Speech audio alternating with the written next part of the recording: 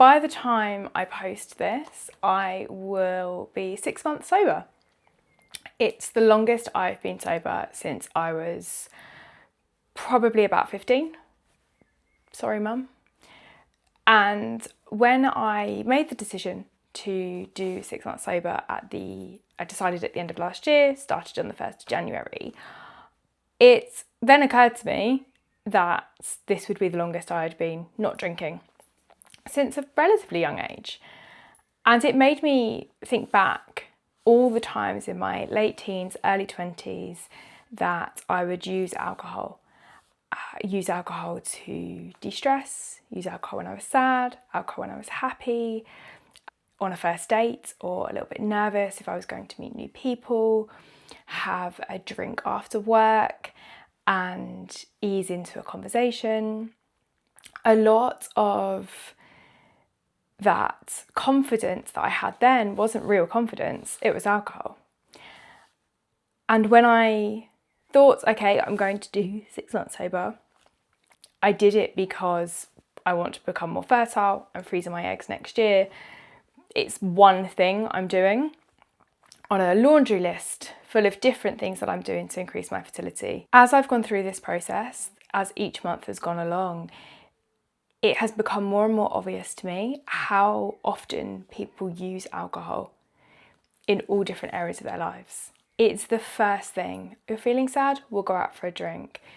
Why don't we sit on the sofa with a glass of wine and talk about it? Feeling happy? Let's celebrate over cocktails. You're going on a first date? You're going to a bar? Amazing.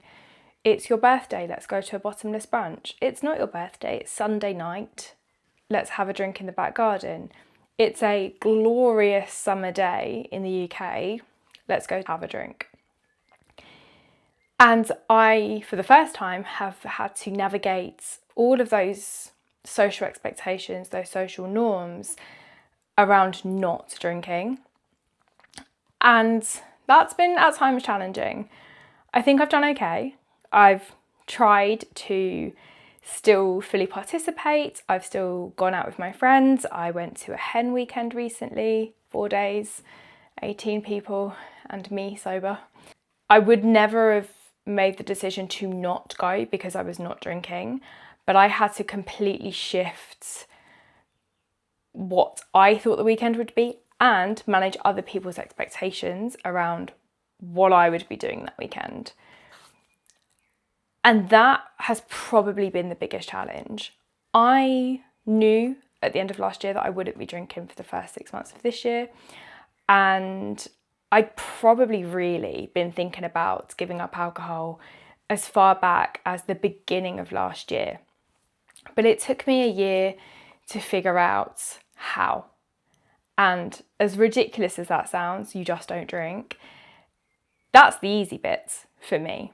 The harder bit was navigating friends, family, social expectations, and lining people up really at the end of last year and said, I'll drive to this family event we're going to. I'll drive to the birthday party. I'll drive us into London instead of getting the train. I'll be your taxi and we can go to the McDonald's drive-thru on the way home. I'd started doing that last year anyway.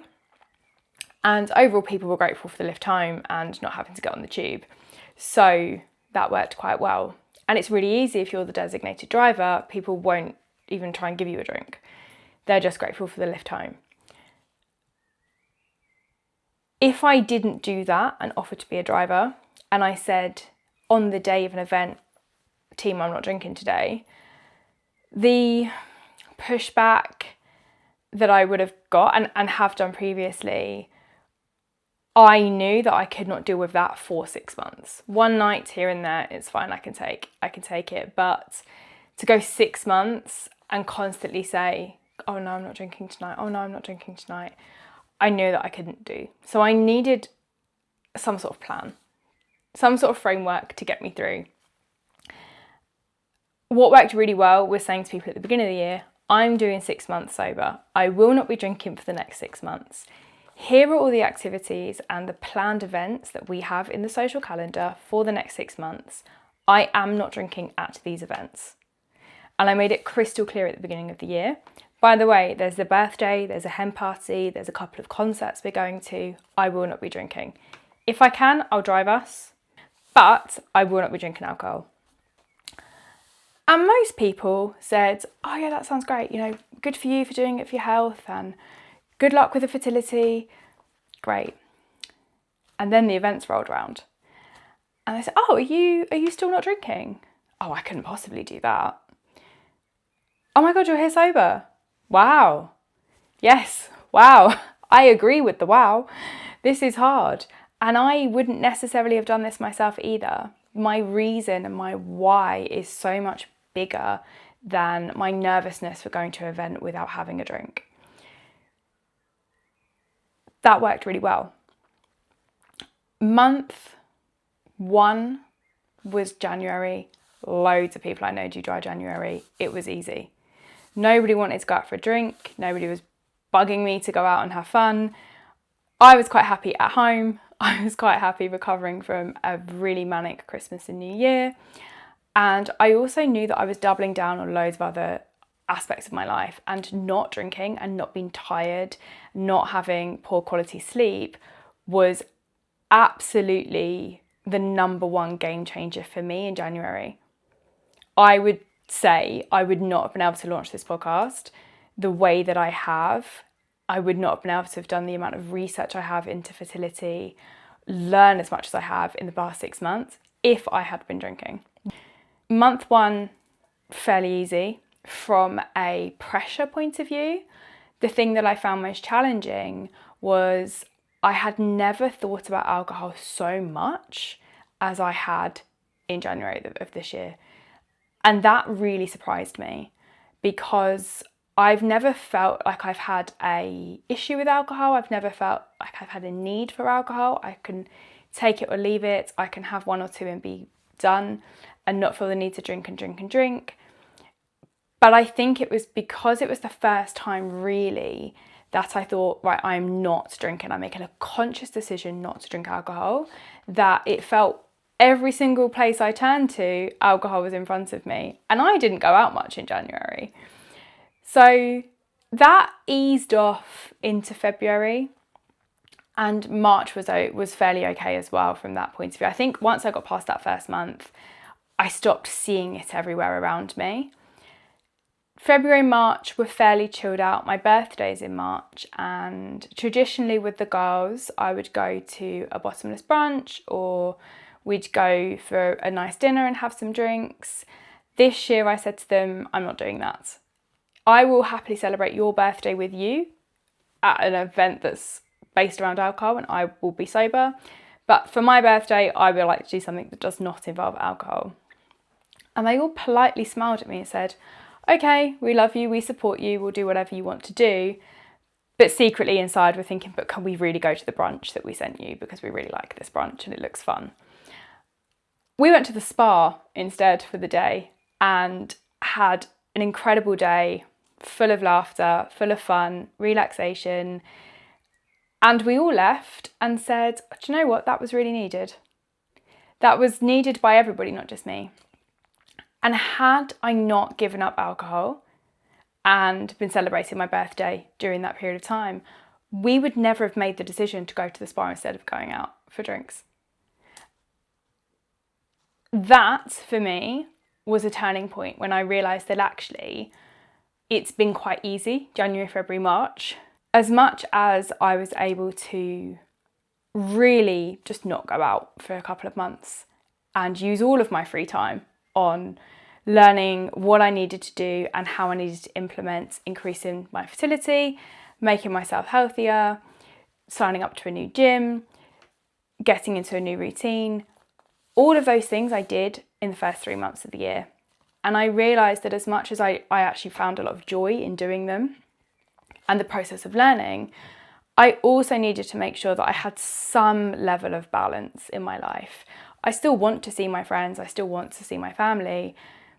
How can I do that where I'm not out till 2 a.m. sober every weekend? Because as much as I'm not drinking, I'm then also still ruining my sleep.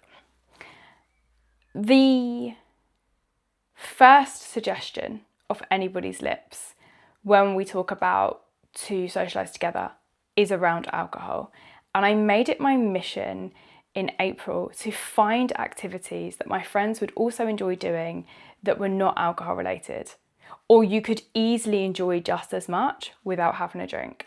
So I found us a local comedy show to go to, which was 5 minutes drive down the road. Now you could go and drink, and there were people drinking, but there were just as many people that were not drinking alcohol there, and we still had a fantastic night because the comedians are really funny.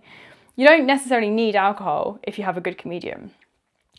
We've done escape rooms without alcohol.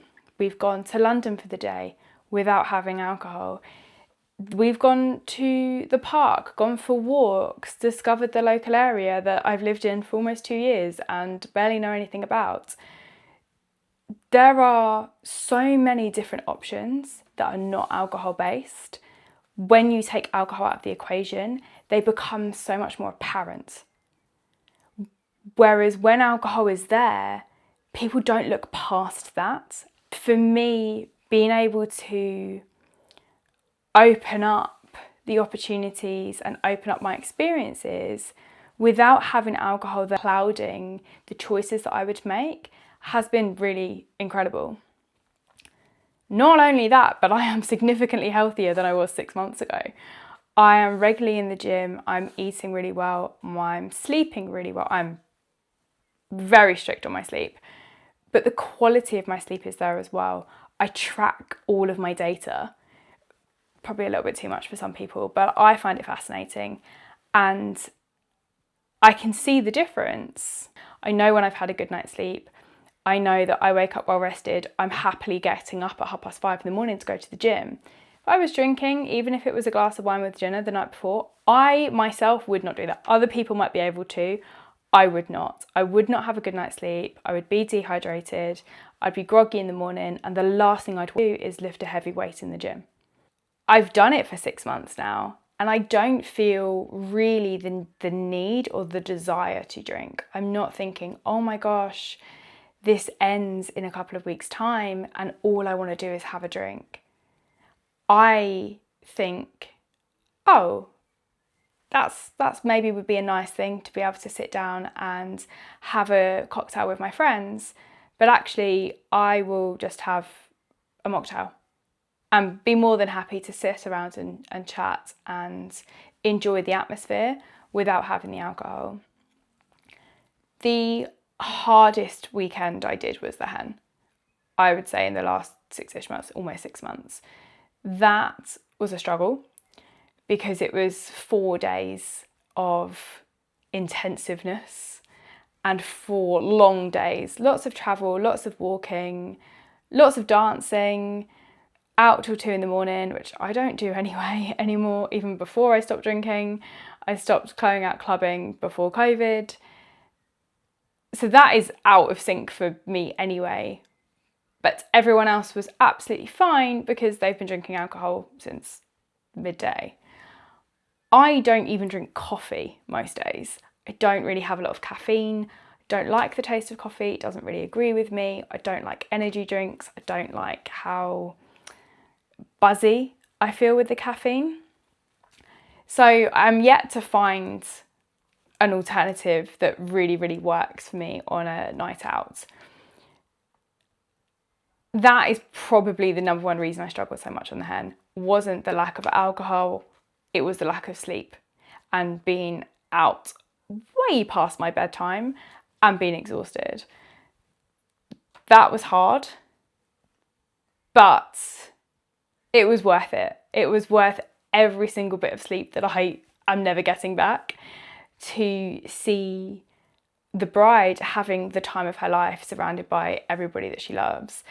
There is no world in which I was missing that weekend because I wasn't drinking. I just had to work out how to navigate it. And for the most part, I knew some people on the hen, I didn't know everybody. The people I knew I wasn't drinking and knew the reason why. The people that I didn't know didn't initially realise I wasn't drinking because I was the life and soul. But when they did realise I wasn't drinking, so we did Prosecco Pong, somebody else did my shots, the questions then came. why aren't you drinking? And I just, short and sweet, the hen was not really the place I wanted to have an in-depth conversation about fertility in females in their 30s. But I said, I'm freezing my eggs next year because I don't have children and I would like to have children one day. Most people said, oh, cool, and then carried on. One or two people, and they were the older generation, said, oh, and had so much pity in their eyes for me because I didn't have kids. The one reaction that, as much as I was expecting or had been warned I might get, it still caught me by surprise, was the oh reaction. That look of pity. Oh, you don't have children. Oh my gosh, I'm so sorry. Oh, kids are great, you should have some. The unspokenness of it and the look in this person's eyes. And I realised very quickly they're a different generation. Things were very, very different. That person did not have the opportunity, the science, probably the finances when she was in her 30s to make this decision.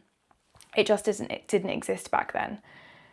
So to explain all of the reasons and all of the science and how things are different now, the hen was not the right place in the middle of a game of Prosecco Pong. So I smiled politely and said, yep, freezing my eggs, and then walked away. I will happily sit down and have a more in-depth, detailed conversation with her at a more appropriate time and answer any and all questions, because I don't think questions are a bad thing. And I think for the amount of research I've done over the past few months, the amount of knowledge I now have, I want to share it with people my own age, people younger, people older. Because if it's not that person's daughter, it could be her granddaughter or her son or her grandson who has a question around fertility. So that, to me, will be an important conversation to have at the right time. The other reaction I had was the one where they said, oh, okay, cool. And then off they went and did whatever they were doing, carried on playing the games. And then came back to me the next day and said, by the way, here's my thing. This is what I'm experiencing. This is where I am with my fertility. By me being open and honest about the reason I'm not drinking, created that opportunity, created that window, that safe space for somebody that I've never met before to talk about what their experience is currently. They would not have done that otherwise. That, for me, anytime I question, is this the right thing to do? Anytime I have had a late night and I can't read properly anymore because I am reading so much medical data that I can't make sense of it and have to put it down and go to sleep, I think to myself, what am I doing? My friends are out having the time of their lives and I am indoors on a Friday night, having come back from the gym, reading. I am not out drinking anymore. Is this really how I want to be spending my time? Yes, I want to be the most fertile. I want to have the best quality eggs. The other side of that is I can already see how much of an impact the knowledge that I'm gaining and the willingness to be open and share it with other people is having. To have somebody that I've never met before talk to me about their journey and their experience while they're in the midst of it is incredible. And it spurs me on to keep going.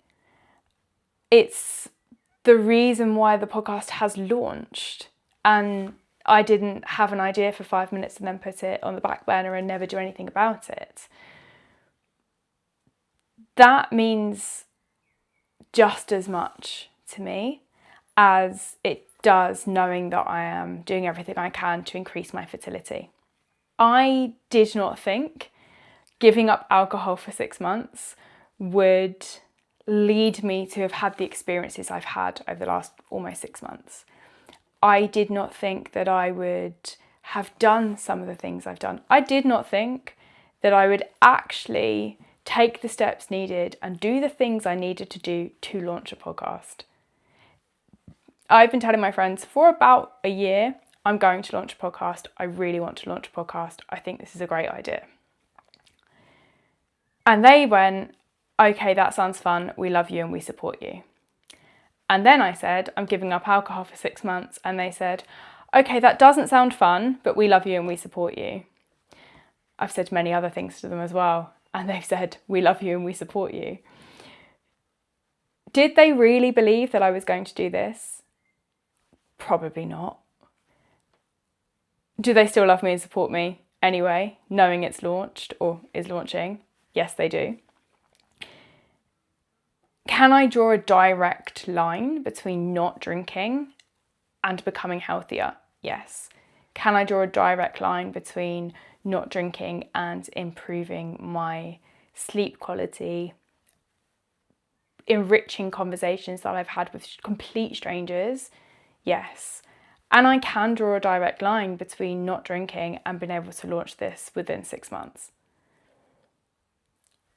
So many of those things I had not fully anticipated or fully appreciated would happen by not drinking. I am not saying everybody should not drink ever again. That would be terrible advice. I am saying I made a decision not to drink. The commitment I made to myself was 6 months. I'm almost there. This has enriched my life in ways that I did not foresee. I will drink again. I am going to Ibiza for a week with the girls in a few months' time. I've never been before. I will be drinking on that holiday. I will also stop drinking again in probably the last 3-ish months of this year. Maybe September, October time, I'm not sure yet. And I will stay sober then right up until post-egg collection. After that, I don't know. I will see how I feel. See what's going on in my life, see how much I need to just lock in, hunker down and get stuff done, how busy I am. Is there room in my life for alcohol? Today, no. The wedding, maybe. Ibiza, definitely. And then post Ibiza, all the way up to the egg freezing, no. It's been an interesting 6 months. It has also been one of the hardest 6 months I've had. The last, I'd say 2 months in particular, have been really challenging. I had a really tough time with therapy. I've had more problems than I knew were possible launching this pod, and a bunch of other stuff as well. And many times I thought to myself, do you know what? If I wasn't doing my 6 months sober, this is when I would have a drink of alcohol. I've had a tough day. I'll have a drink. I've had a good day, I'll have a drink. Rewiring my brain to not go there straight away, to not have that be the default reaction or the default coping mechanism has been incredible. I knew as well that I was starting therapy at the beginning of the year. And I knew that, well, I was warned then that it would be a tough ride. And there would be points that would be really, really difficult. I did not want to go into therapy and start digging really deep and then use alcohol as a way of coping. What I've learnt in therapy very recently is that I have to feel my feelings, and I am starting to do that now. What alcohol would have done would have numbed them. So now I'm going to therapy and I'm finding coping mechanisms and I'm feeling my feelings, all of them, and I am not escaping in alcohol.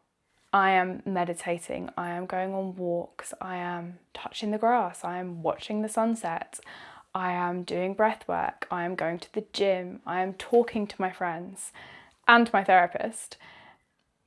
There are many, many other ways of coping, of finding ways to navigate what life throws at you. For me, not drinking has been incredible. That might not be right for you. The rule of thumb advice in terms of fertility is stop drinking as you're trying to conceive. The guidance on egg freezing is 3 months before your egg retrieval is really when you need to start looking after your body and doing your prep. That includes not drinking. For me, I don't do anything by halves. I am all in to everything I do. So not drinking now for 6 months, drinking a little bit over the sort of late summer, and then not drinking again for probably another 5 or 6 months before my egg retrieval works perfectly for me. That may not work for you and is the extreme end of prepping my body to become as fertile as possible. I've launched a podcast. I can't believe I've launched a podcast. I have a lot to say and I have lots of questions that I don't have the answers to. I am very much figuring this out as I go. I have spent months delving into the data around fertility. I have read countless medical journals. I have watched TikTok videos and then tried to find the citations and then gone down a rabbit hole of medical information and studies. I have read countless books about fertility. I am on Instagram constantly watching fertility content and again trying to find the source and cite the data and then go and deep dive and find out, is that clickbaity or is that actually true? And is that something that's going to move the needle on my fertility? It's an absolute minefield and I am very much figuring it out day by day. There are many things that I'm implementing to try and increase my fertility. They will come up during these episodes. It's hard and it's far from perfect and I am not a doctor. I am just somebody who's trying to figure it out and give myself the best possible chances of having the best egg collection I can. If you enjoy the content, like, follow, subscribe. I'm posting on Spotify, YouTube, and I'll also be on all of the socials.